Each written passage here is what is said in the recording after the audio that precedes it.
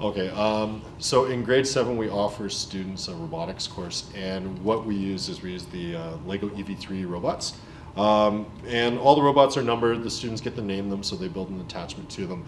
And although it seems like building the robots may be a big feature, the big feature, our learning area of this class is actually programming. And that's where the students are going to have the most challenges and also the most accomplishments. So what it becomes a big problem-solving, critical thinking exercise. So when I teach this class, what I do is I'll teach them one function of the robot, and then I give them a list of challenges that they need to work through and accomplish. And I don't try to make it easy. I like the kids to try to really problem solve and push themselves to figure it out. And usually when the students are doing it by themselves, again, you get that look of accomplishment that really engages them to the topic.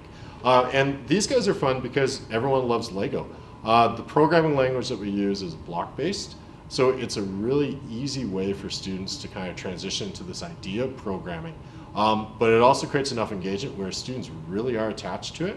They can move into high school and they can get into working with Java. They can start working with Python. So it creates well, I guess it opens a lot of doors for them. And this is one subject that I really enjoy because I often like to get in there and kind of get my hands dirty and work with the robots and program with the students because it's really a lot of fun. At the end of every semester with this, we have a final sumo wrestling contest. So what we do is we have a whiteboard in the middle with a black line creating a circle. And the students can win either by pushing an opponent out of the ring or by flipping it over, flipping another opponent over. So what the students have to master for this is there's a number of sensors. So here we have a color sensor, a touch sensor, ultrasonic sensor. This is a gyro sensor. And they have to kind of put all these things together to be able to create a robot that can move and think autonomously, find a target, and destroy them. And the kids love this idea of search and destroy in a sumo wrestling contest. So at the end of the year, we make it a big deal, we make it a big tournament. We get everyone in. There have been times we do invite students from other classes in, so there's always lots of cheering, lots of fun, and we always have one winner at the end that's really satisfied. It's really important because it's all about critical thinking and problem solving. And I can't stress that enough. I think like as students move forward in their future, jobs are going to change so quickly, and the way technology works is going to change so quickly. They have to make sure that they're adaptable and that they can work and function in any environment.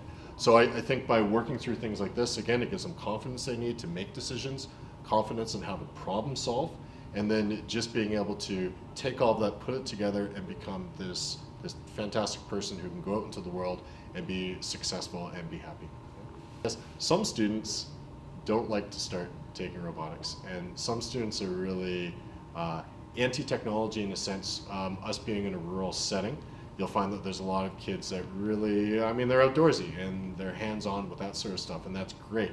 So we get them into a lab and they might not exactly like it, but I guarantee that by the end of the semester, you can see that there's engagement on their faces. You can see that they're enjoying it, and whether they come right out and say, hey, that was great, Mr. Baxter, I know that they've enjoyed their time here and they've been busy. And how do I know that? It's because they'll spend the entire period working away on this, and there's never an engagement problem, there's never behavioral problems in this class because kids just really enjoy what they're doing. Kids who really are into this will tell me it's great. They'll tell me they've had a lot of fun. So I'm always really happy to hear that from students.